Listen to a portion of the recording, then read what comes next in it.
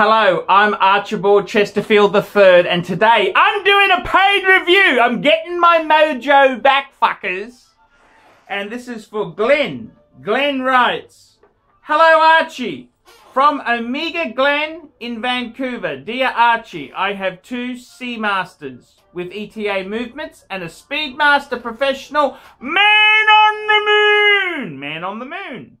I really love the look of the Explorer 2 with white dial, but I need a thin dress watch better suited for the tailored dress shirt jacket I often wear for work.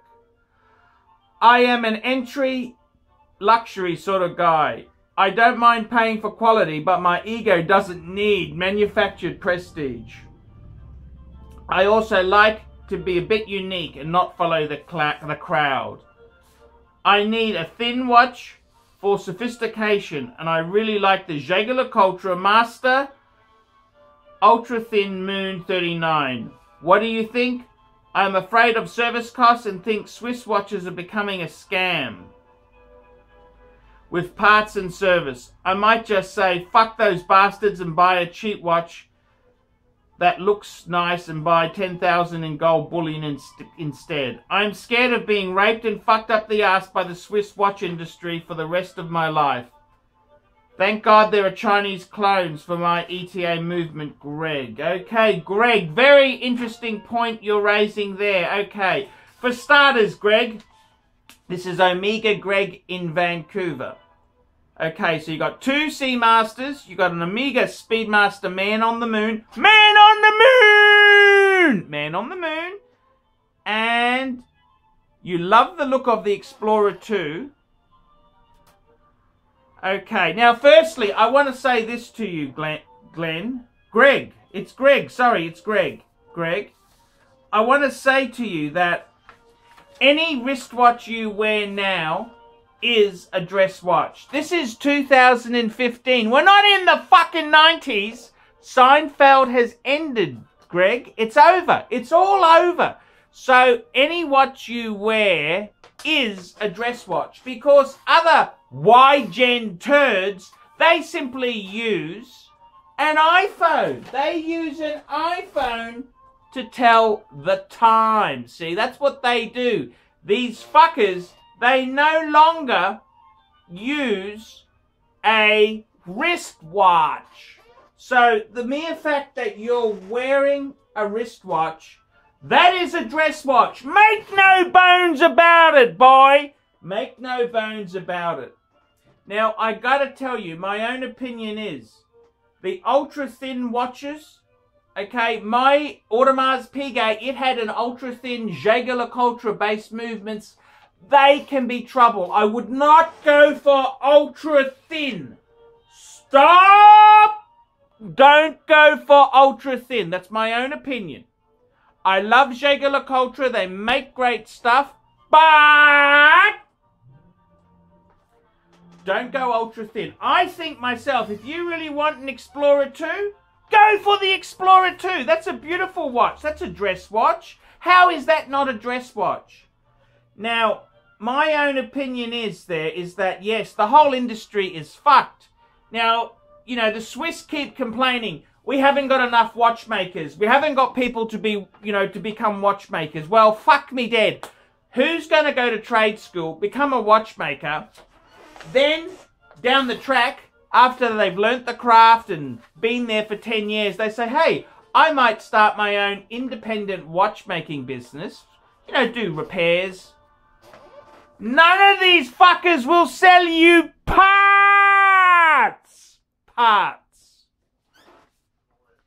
They won't sell them. And I got to tell you, Omega is turning very nasty as well. They're not releasing parts.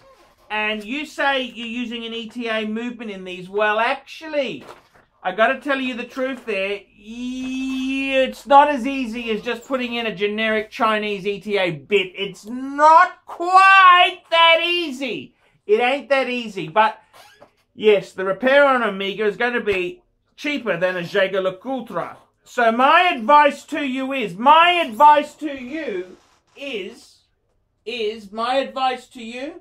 would be to buy a Rolex Explorer 2. That's a great piece. That's going to keep the costs down. You can send it to an independent service centre like Kenny Nguyen, Jewelers on Time. They will look after you. It is a fucking scam. I honestly, I tell you the truth. The mere fact that none of these big makers, Patek, Vacheron, AP, Jaeger-LeCoultre, Breguet, they won't sell parts to independent watchmakers. It's fucked. They are gouging. So I know exactly what you're saying, and I got to say this to you. Look, a 40mm Explorer 2, white dial, polar, that can go with business attire. No problems at all. This is 2015. It's not the fucking 90s. It's not the 90s. Do you understand? The 90s are over where we had thin dress watches. Any watch you wear now is a dress watch. So I wouldn't have any hesitation going with the Rolex Explorer 2. Go to my friend Kenny Nguyen, Jewelers on Time. Get a pre-owned 40mm example. They're great buying. Great buying. 4,000 to 6,500 depending on year and model. They are great buying on the pre-owned market. That's what I'd be doing. Buy what you really love. Buy what you like. And my view, honestly, is I don't think you can just put Chinese ETA part. That's kind of stretching the truth there. Omega does a bit of customization. And then if you send the watch to Omega after it's had non-Omega ETA parts put in, they will crack a shit. They will crack a shit. So it ain't quite that easy, okay? So don't quite believe it's that simple. But, yep, the watch industry, it is turning fucking nasty. It's turning savage. It's turning putrid. And I don't know what I can honestly say there in a positive light, but it is fucked. But myself, you got two Seamasters, cool. You got an Omega Speedmaster Man on the Moon. Get the Explorer 2. What's wrong with that? What the hell is wrong with that? That's a great choice. If you're going to go Jaeger-LeCoultre, I wouldn't go ultra thin. Master Control's fine, but I don't. The ultra thin, the movements are so thinner, it can be expensive to service. Just keep that in mind. But yeah, that's I don't see why you can't wear an Explorer 2 with a suit. I mean, who the fuck's going to say to you, oh, you can't wear an Explorer 2 with a suit? That was Archie Luxury's gag for years. I used to say, you know, sports watches can't be. I was just taking the piss out of you fuckers. I was just taking the piss out of you cunts. Okay? I was just taking the piss out of you fuckers. It was a joke. It was a joke. Do you understand? I mean, any expensive watch, they're all dress watches now. Hipsters and that there, you know, this is bullshit. Dress watches, that's fucking last millennium, fuckers. So there you go. That's my advice. I'm Archibald Chesterfield III. Tell me what you nasty, vicious fuckers think of that.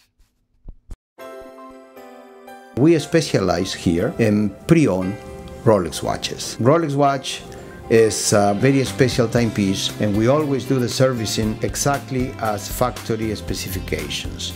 We buy a pre-owned piece and we put it into brand new condition. We have Rolex certified technicians working on that. We completely disassemble the piece. We adjust and polish and change every single part of the watch. You have to have certified watchmakers that know what they're doing. If you have an expensive car, you're just not going to bring it to any mechanic that doesn't know what they're doing. You spend $5,000, it's like if you put money in the safe deposit box. And 1 or 2 years from now, you will keep having your $5,000. We have to spend a lot of money to get all this equipment together, but makes me feel I'm doing what I'm supposed to do. It's not a question of money, it's my passion. Jewelers on Time, simply the best.